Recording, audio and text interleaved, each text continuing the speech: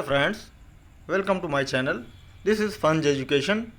और आज हम टीजीटी साइंस में फिजिक्स में पृष्ठ तनाव सरफेस टेंशन एक प्रकार का बल होता है, इसके बारे में हम पढ़ेंगे। पृष्ठ तनाव होता क्या है, सबसे पहले हम देखते हैं। किसी द्रव का पृष्ठ तनाव वह बल होता है जो किसी द्रव के पृष्ठ पर खींची गई काल्पनिक रेखा की एकांक लंबाई पर पृष्ठ के तल में तथा रेखा के लंबवत कार्य करता है। जैसे कोई बिंदु हो गया, यानी एक पानी की ड्रॉप है, उस पर अगर एक काल्पनिक रेखा एक खींची जाए तो जो भी पृष्ठ तनाव होगा वो इस साइड और इस साइड होगा। ठीक है, ताकि उसको मिनिमम जो उसका आकृति है वो बनाए रखेगा। यही इसका काम है पृष्ठ तनाव का।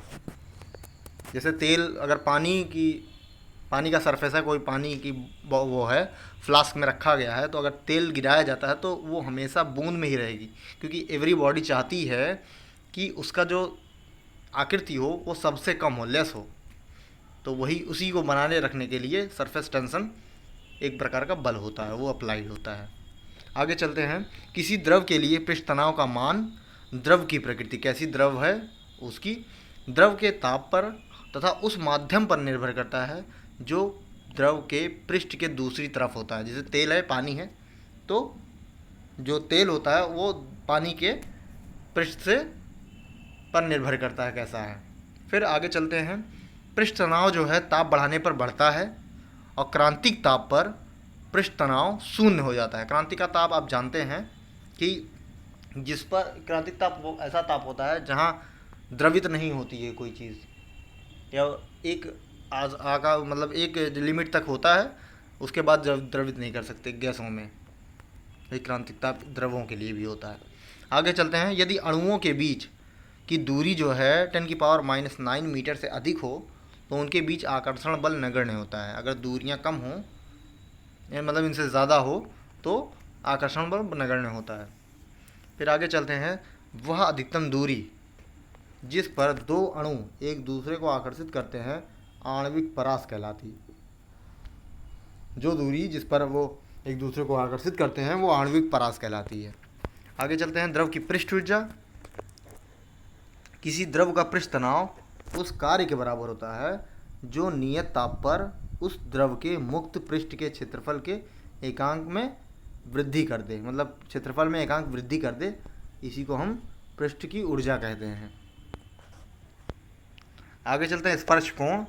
आपने देखा होगा कभी जार में हम कोई चीज़ डालते हैं तो वो पानी चढ़ जाता है थोड़ा सा, तो वही है स्पर्श कोण, कितना स्पर्श करता है।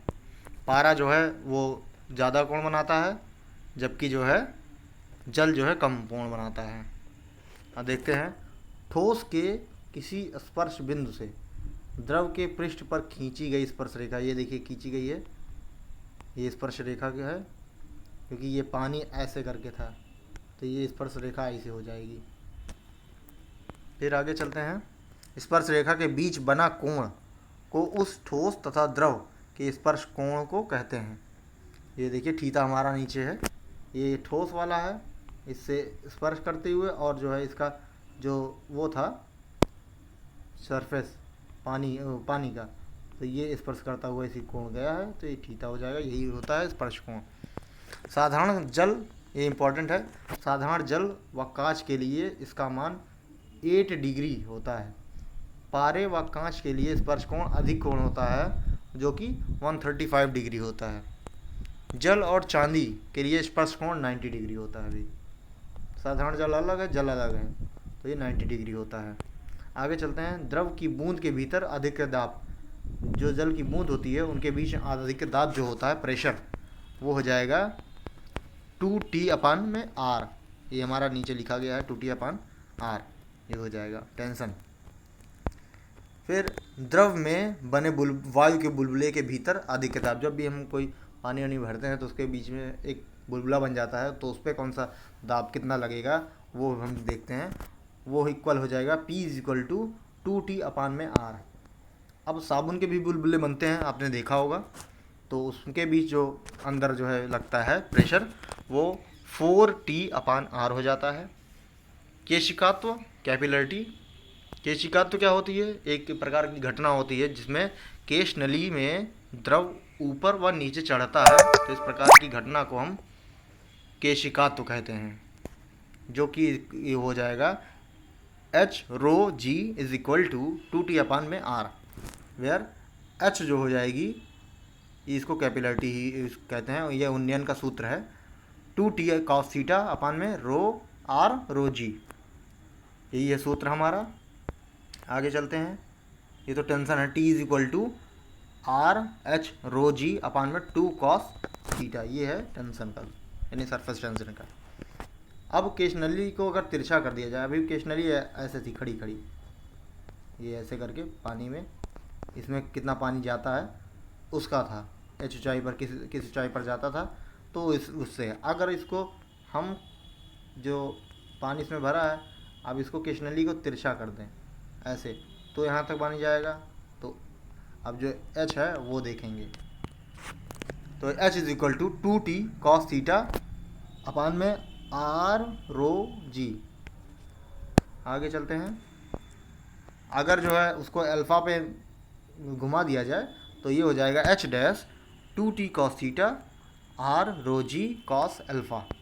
अगर अल्फ़ा का मान बढ़ाते हैं तो कॉस अल्फ़ा का मान घट जाएगा, और जब कॉस अल्फ़ा का मान घट जाएगा तो एच डैश जो है मान बढ़ जाएगा उसका। अब आगे चलते हैं। पृष्ठ तनाव पर किसका किसका प्रभाव पड़ता है देखते हैं। संदूषण का पहला है, जल की सतह पर धूल चिकनाई हो तो पृष्ठ तनाव घट जाएगा। विलेय का भी प्रभाव पड़ता है, यदि विलेयक बहुत घुलनशील है तो द्रव का पृष्ठ तनाव बढ़ जाता है, यदि विलायक कम घुलनशील है तो द्रव का पृष्ठ तनाव घट जाता है।